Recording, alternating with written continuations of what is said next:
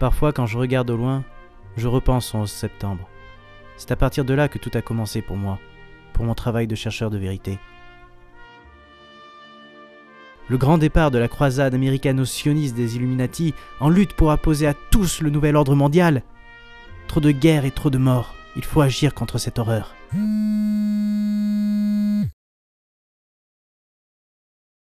Ah, c'est juste un mail. Amnesty International a besoin de vous. Faites un don ou aidez-nous à sauver des réfugiés victimes d'un conflit armé. Comme si ces marionnettes aux mains des sionistes pouvaient changer quoi que ce soit. Il ne sert à rien d'agir sur le terrain. Il vaut mieux que je reste devant mon ordi et que je fasse des vidéos sur la démolition contrôlée du 11 septembre. C'est ça qui est le plus important à l'heure actuelle. Pour sauver des vies. Maintenant, je vais vous révéler la vérité sur le plus grand complot de l'histoire de l'humanité. Le 11 septembre. Ah, je brûle. C'est un monde. Kevin, je peux te demander Des bunkers. Cette fois, c'en est fini, toi. Rien ne m'empêchera de dire la vérité au monde entier. Après 15 ans, 15 longues années, les mensonges des médias mainstream ne tiennent plus. C'était une démolition contrôlée avec des bombes nanothermiques israéliennes posées par des agents du Mossad pour faire tomber les tours à la vitesse de la chute libre, comme l'ont dit des milliers d'ingénieurs et d'architectes. Et les pilotes d'avion n'étaient en fait que des agents de la CIA, car des terroristes en turban n'auraient jamais pu détourner un avion. Et puis d'ailleurs, les avions étaient télécommandés à distance par des télécommandes. Et on n'a jamais retrouvé des boîtes noires dans les débris, ce qui prouve bien qu'il n'y avait aucun avion dans le ciel ce jour-là. C'était seulement des hologrammes de l'armée. Et puis de toute façon, les terroristes n'ont jamais existé. Et d'ailleurs, ils sont encore en vie à l'heure actuelle. D'accord, mais je voulais juste te demander un ouvre-bouteille en fait. Ah. Attends, je dois avoir ça quelque part.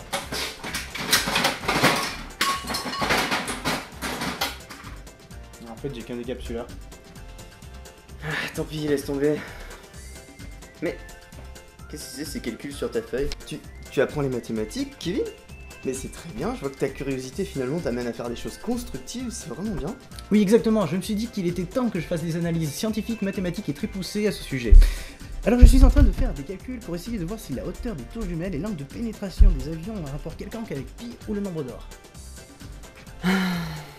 Commence pas à te moquer de moi, il y a des coïncidences très troublantes dans ce dossier. Par exemple, sais-tu que le nombre total des ascenseurs divisé par le nombre total des terroristes est égal exactement au nombre d'or fois pi? Ça te la coupe, hein? Je suis pas sûr que cela prouve quoi que ce soit, tu sais... Encore, c'est rien par rapport à la science numérologique. Regarde, j'ai fait plein de recherches. Il s'est écoulé exactement 900 jours entre le 11 septembre et les attentats de Madrid. La date d'attaque, 11-09, 9 plus 1 plus 1, 11. Le 11 septembre est le 254e jour de l'année, 2 plus 4 plus 5 égale 11. Après le 11 septembre, il reste 100 jours d'ici la fin de l'année. Les Twin Towers, debout, côte à côte, font un 11. Le premier avion qui a frappé le tour était le vol numéro 11. L'État de New York est le 11e État à se rejoindre à l'Union. Le New York City, 11 lettres. Chacune des tours comptait 110 étages. Autant de chiffres qui ne peuvent provenir d'une coïncidence. Les mathématiques sont une science exacte des bunks. La physique aussi est une science exacte, Kevin, mais c'est pas pour autant qu'en multipliant les nombres d'atomes dans une molécule, tu peux prédire les dates des attentats. Le nombre d'atomes dans une molécule? Oui. Ce que tu fais s'appelle du concordisme, tu cherches des corrélations entre des trucs qui n'ont strictement aucun rapport entre eux, a posteriori d'un événement, pour t'auto-persuader qu'il y avait une sorte de prédiction avant l'événement en question. Laisse tomber des bunks, tu ne pourras pas comprendre tout ça tant que tu ne seras pas éveillé comme nous. Bon, tu l'auras voulu, je vais faire une vidéo débunking sur le 11 septembre, sur internet, dès aujourd'hui. Comme tu veux, mais de toute façon, plus personne ne vous croit, vous, les tenants de la propagande officielle. Il n'y a pas besoin d'avoir de la science pour voir la vérité sur internet. Un incendie ne peut pas causer la chute libre d'un bâtiment. Mais bon sang, mais comment tu peux faire des affirmations aussi péremptoires sur de l'ingénierie structure ou sur les effets d'un incendie dopé au kérosène alors que t'as un CAP esthéticien, quoi? Et voilà, c'est reparti, je suis trop con pour comprendre. Moi qui ai qu'un CAP d'esthéticien, hein? C'est toujours pareil avec toi. Je dis pas que tu es con, je dis juste que c'est pas du tout ton domaine et que tu peux pas comprendre ces trucs-là correctement.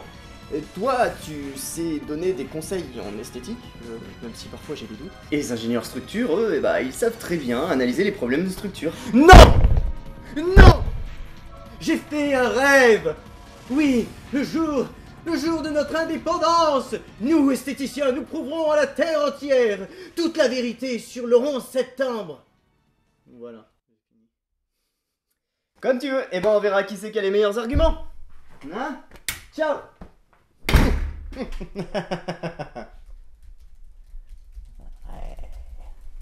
Ouais. Ouais.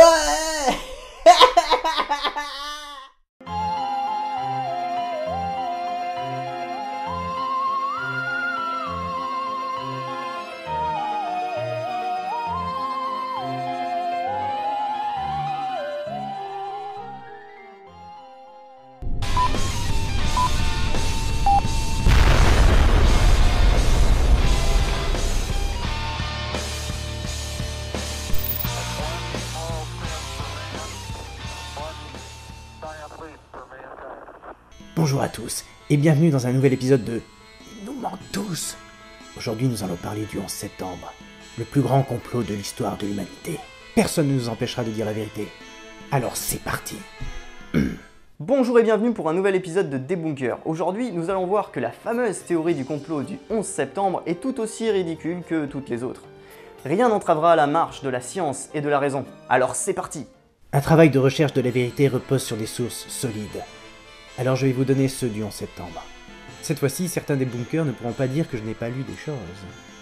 Aux USA, il y a la fameuse association des 2500 ingénieurs et architectes sur la vérité du 11 septembre. AE 911 for Truth on 9/11.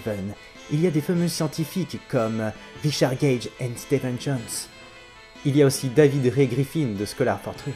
Bon après moi je comprends pas trop l'anglais, donc je vous conseille plutôt l'effroyable imposture de Thierry Messant.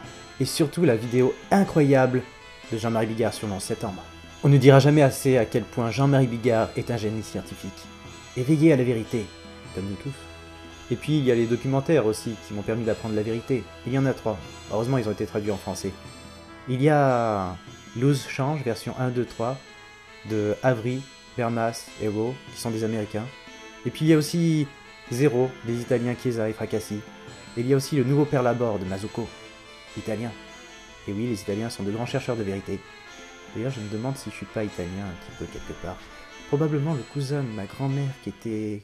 Il faut commencer par viser directement la source du problème, c'est-à-dire les conspirationnistes qui diffusent massivement la désinformation autour de l'événement, et qui arrivent admirablement bien à faire douter quiconque ne connaîtrait pas très bien le dossier.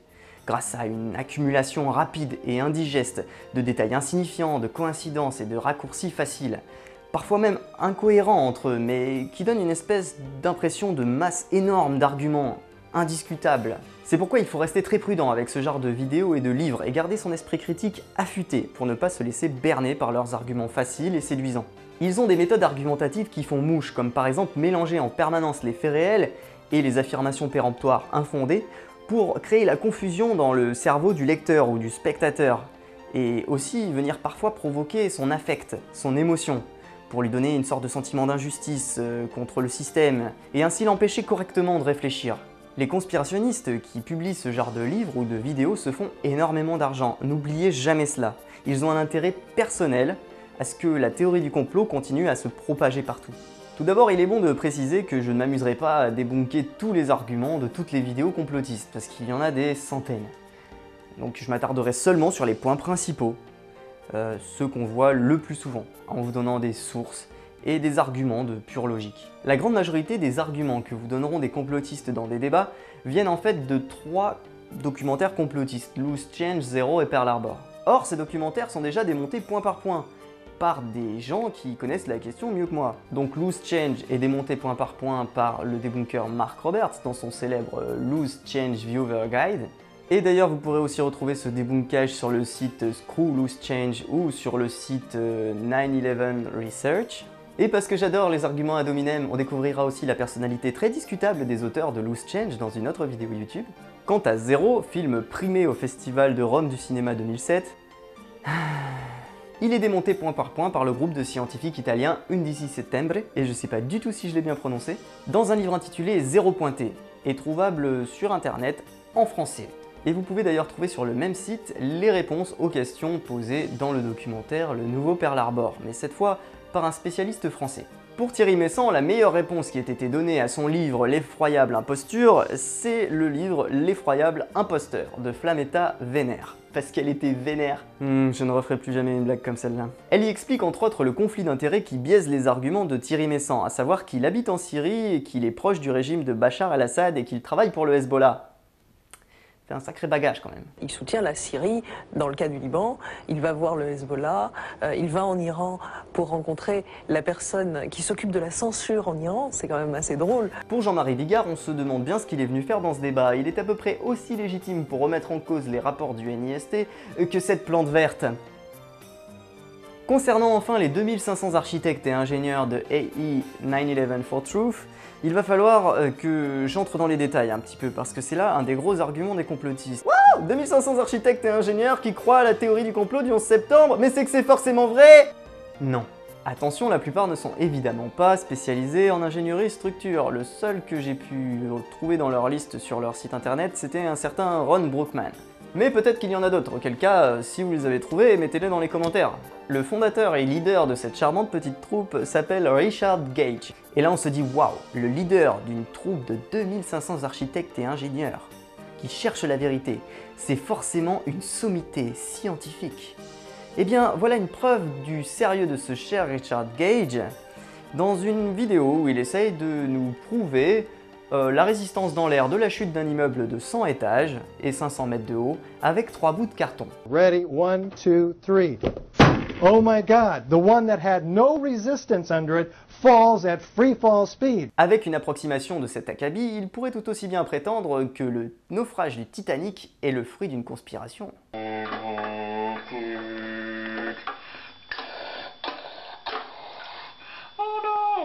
En matière d'approximation et de comparaison douteuse, Richard Gage n'en est de toute façon pas une perle près. Je vous mets une adresse dans les sources. Et comme tout bon leader, il a aussi ses lieutenants, comme le physicien Stephen Jones, un des seuls complotistes à avoir réussi à publier une publication scientifique dans une revue à comité de lecture. Mais Stephen Jones était déjà connu auparavant pour avoir publié un article sur le passage de Jésus chez les Mayas après sa résurrection. Ouais. Question, peut-on accorder le moindre crédit à des personnages de ce genre? C'est à vous de vous faire votre propre idée. Et je vais citer maintenant Gregory Urich, une personne bien embarrassante pour le mouvement For Truth. C'est un ancien membre d'AI 9/11 for Truth, et il a publié une lettre qu'il avait envoyée à Richard Gage, an open letter to Richard Gage and 9/11 for Truth. Dans sa lettre, il remet en cause les dites caractéristiques de la démolition contrôlée des tours jumelles. Enfin, ai-je besoin de préciser que ce nombre de 2500 architectes et ingénieurs, qui a l'air énorme, ne représente en fait qu'une poignée de gens par rapport à tous les architectes et ingénieurs qui font partie des associations d'architectes et ingénieurs aux États-Unis, et qui eux ne remettent pas en cause les rapports de la FEMA, la NIST et le NTSB. Et voici une liste de ces principales associations.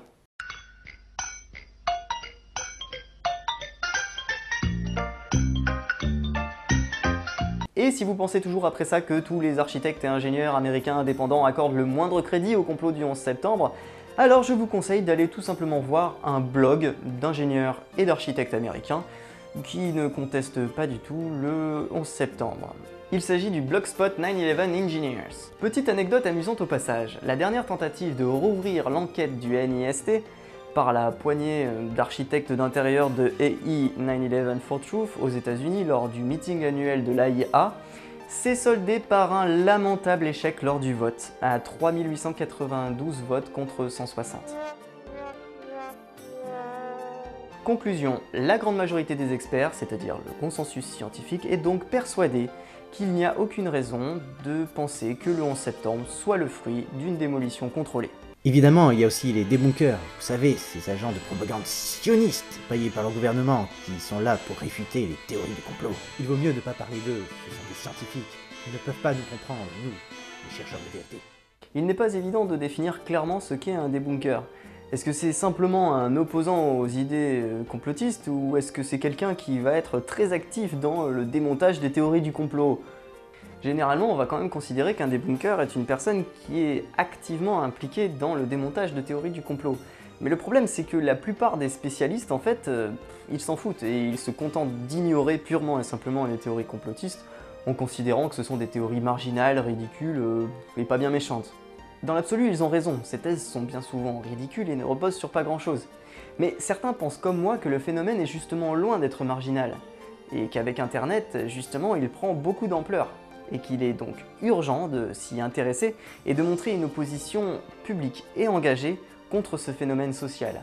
Aux États-Unis, une des grandes références du debunking du 9/11 est Mark Roberts, une personne qui connaît tous les témoignages, toutes les publications, il est hallucinant.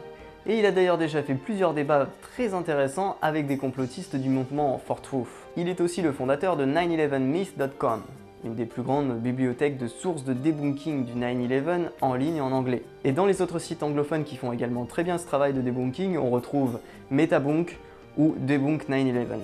Mais en France, nous ne sommes pas en reste et nous avons la chance d'avoir Jérôme Kiran, agrégé de génie civil, option structure ouvrage, docteur en mécanique des matériaux et des milieux complexes, des structures et des systèmes. Il a juste été pendant 15 ans le débunker le plus actif et le plus prolifique en France sur le 11 septembre, par l'intermédiaire notamment de son site bastison.net. Il est intéressant également de parler de l'Italie, où la vague conspirationniste est encore plus populaire qu'ici. Et là-bas, il s'est créé un groupe de scientifiques s'appelant Undici Settembre pour débunker les documentaires sensationnalistes italiens qui ne manquent pas de sortir sur le 11 septembre, comme le nouveau Pearl Harbor ou Zéro. Et sinon, pour avoir d'autres sources en français sur le 11 septembre, je vous conseille aussi par exemple le blog Perle du 911, ou bien des sites plus généralistes comme Conspiracy Watch ou Hoaxbuster. Ceci est la reproduction exacte du World Trade Center. À quelque chose près. Évidemment, il faut parler de la version officielle. Elle est tellement drôle. 19 terroristes, avec des turbans, armés de petits canifs, ont réussi à prendre possession d'un avion. Et l'avion, qu'est-ce qu'il a fait? Il a fait paf! Évidemment, l'acier aurait fondu et aurait cédé. Ainsi, toute la structure serait tombée comme par magie à la vitesse de la chute libre. Ce qu'il est amusant de constater, c'est que les complotistes, lorsqu'ils parlent de la version officielle, ont presque toujours une vision complètement fausse de la version officielle. Ils attaquent la version officielle telle qu'elle est décrite dans les documentaires conspi, c'est-à-dire une version totalement tordue et biaisée. En zététique, on appelle ça un homme de paille. Effectivement, les 19 terroristes n'étaient pas des sauvages en turban venus des grottes afghanes. La plupart étaient des agents dormants d'Al-Qaïda aux USA, des Saoudiens éduqués. Mohamed Atta était même un ingénieur diplômé, un thésard. Je vous rappelle aussi que Ben Laden était un milliardaire saoudien et en plus aidé financièrement par des particuliers de la péninsule arabique. Alors penser qu'Al-Qaïda était juste une sorte d'association terroriste folklorique au fin fond d'une grotte afghane, c'est juste faire preuve d'une très grosse méconnaissance du monde terroriste et islamiste. Se payer un permis d'avion en France coûte entre 10 000 et 20 000 euros. N'importe qui peut apprendre à piloter un avion. Vous, moi, n'importe qui. Et évidemment, les différents pilotes terroristes avaient suivi des cours de pilotage. On sait par exemple qu'en mars 2000, Mohamed Atta avait contacté plusieurs dizaines d'écoles de vol aux États-Unis pour apprendre à piloter. Entré sur le sol américain en juin 2000, il a suivi 2 sessions de formation intensive aux États-Unis dans un petit aérodrome de Miami. A noter que les terroristes se sont entraînés pendant des mois et des mois avant les attentats, et que les pilotes ont pris des cours de pilotage d'avions de ligne par simulateur aussi. L'un d'entre eux s'est même fait arrêter avant les attentats à cause de son comportement suspect. Je veux bien sûr parler de Zacarias Moussaoui. Arrêté 3 semaines avant les attentats par le FBI pour son comportement suspect, parce qu'il demandait à son instructeur de vol comment contrôler un Boeing en vol sans jamais poser de questions sur l'atterrissage et le décollage. Rassurez-vous, ce prix Nobel purge aujourd'hui une peine de réclusion criminelle à perpétuité. Ensuite, ils ont effectivement pris le contrôle des avions avec des couteaux et des cutters. Ils s'étaient déjà entraînés pendant des mois à faire passer ce genre d'objet en cabine dans les mois précédant les attentats dans d'autres vols aériens. Cela vous semble bizarre de prendre le contrôle d'un avion avec des couteaux? Avant 2001, un tel hijacking, comme on dit en anglais, était tout à fait possible, et même avec très peu de moyens. Il y avait déjà eu des exemples par le passé, et même sur le territoire des États-Unis. Imaginez simplement 4 hommes ultra déterminés et surentraînés qui se lèvent d'un coup pendant le voyage et qui commencent à crier partout en agitant des couteaux et en poignardant des hôtesses. A noter que cette technique n'était effectivement pas parfaite. Sur les 4 détournements, l'un d'entre eux a totalement échoué. Et oui, effectivement, on sait que le 4e avion du vol 93, qui avait été détourné pour l'envoyer sur le Capitole ou la Maison Blanche, s'est écrasé lamentablement dans un champ à Shanksville. Et cela grâce au courage des passagers, qui, ayant appelé leur famille avec les téléphones de bord, ont appris qu'il y avait eu les crashs de 2 autres avions dans les tours jumelles. Ils ont alors compris qu'ils étaient tous condamnés, et perdu pour perdu, quelques-uns se sont jetés sur les terroristes, Et ils ont finalement réussi à les neutraliser, et notamment un champion de judo, Jeremy Glick, et un ancien footballeur américain. On sait tout ça grâce au dernier coup de fil de ces passagers à leur famille. En bref, pour conclure, si vous voulez connaître la version officielle, c'est-à-dire la vraie, c'est-à-dire pas la version simpliste homme de paille des complotistes, alors il faut que vous lisiez le rapport de la commission Keane, qui fait que 585 pages. Comme je le dis, il faut être ouvert à toutes les théories, même celles qui pourraient sembler absurdes, folles, excentriques. Car rappelez-vous, ils nous mentent tous, et nous vivons dans la matrice. Donc sachez qu'il est possible que ces avions n'aient jamais existé. Il pourrait tout simplement s'agir d'hologrammes gigantesques, comme l'évoquent certaines vidéos de chercheurs de vérité. D'après cette théorie, les tirs de laser depuis une plateforme spatiale en orbite auraient provoqué la destruction totale des bâtiments. Bien sûr, une fois que les bombes placées par le Mossad et la CIA auraient explosé. Moi je dis que ça se défend, je trouve ça même totalement logique, mais on n'a pas encore les preuves. De même pour la théorie alternative qui dit que ce jour-là, le Mossad aurait appelé tous les juifs du World Trade Center. Ainsi, tous les juifs ne seraient pas venus travailler ce jour-là, et il n'y a donc aucun mort juif. En fait, il est possible que la théorie des hologrammes soit la vérité. Pour moi, c'est la vérité. Mais il est aussi probable que ce soit des fausses rumeurs bidons lancées par des services secrets, des gouvernements, tout ça pour décrédibiliser notre cause. Je ne sais même pas si je dois parler de ces thèses alternatives complètement farfelues. Les avions étaient des hologrammes, selon certains. Waouh! Donc il existerait une technologie capable de projeter un hologramme en l'air, c'est-à-dire de la lumière en fait, projeter de la lumière, pour créer une forme ultra réaliste d'avion en l'air. Tout ça sans rien pour arrêter la lumière en question. C'est la même technologie que les sabres laser, les gars. On peut faire des sabres laser avec la technologie de la CIA, oui. Et où est la trace, le halo de la projection de lumière de l'hologramme? On ne la voit pas, bien sûr. Bah, je sais pas, peut-être parce que c'est une technologie secrète empruntée aux extraterrestres de Roswell. Allez savoir. On peut ajouter dans la même veine la thèse du tir de laser de la plateforme spatiale orbitale américaine. Là, c'est même plus du conspirationnisme, c'est une surdose de films de science-fiction. On est dans Star Wars. La prochaine étape, on fait péter Alderaan, quoi. Et le coup des 4000 juifs qui ne sont pas venus travailler ce jour-là dans les tours. Sérieusement, il faut être sacrément haineux des juifs pour gober un truc pareil, quoi. Tu te fais chier à organiser le plus grand complot du monde, mais tu préviens 4000 personnes le jour J, comme ça, pour qu'ils aillent pas travailler. Et cela bien entendu sans qu'il n'y ait aucune fuite et qu'ils ne préviennent aucun collègue non juif. Parce que vous comprenez, les juifs ils sont tous intrinsèquement méchants et diaboliques. Oui mais alors montre-nous le nom d'une victime juive si t'es si malin. Ok, je vous donne l'adresse d'un site internet où le nom des victimes juives est répertorié avec leur biographie. Ou sinon, allez simplement voir les noms sur les stèles du mémorial de Ground Zero. Ça vous fera un petit jeu sordide pour votre prochain voyage à New York. Reconnaître les noms des juifs sur le mémorial. Enfin bon, ces tests très farfelus ont au moins le mérite d'irriter les complotistes lambda, on va dire la majorité des complotistes, c'est-à-dire ceux qui ne vont pas aussi loin dans le délire du complot. On assiste ainsi à des dialogues surréalistes assez amusants entre complotistes dans les commentaires de ces vidéos, avec d'un côté les complotistes qui disent « Ouais, c'est vraiment trop chelou votre théorie, personne ne peut croire que les avions sont des hologrammes, vous êtes sûrement des trolls payés par le gouvernement pour décrédibiliser notre recherche de la vérité !» Et d'un autre côté, les complotistes encore plus extrémistes qui répondent « Ouais, non, c'est vous qui êtes manipulés par le gouvernement, si vous croyez pas que les avions sont des hologrammes, et ben c'est que vous êtes des moutons et que vous êtes pas encore assez éveillés !» Des barres, quoi. Bon moment garanti. Et oui, être débunker, c'est parfois amusant aussi. D'ailleurs, je vous le conseille, lancez-vous.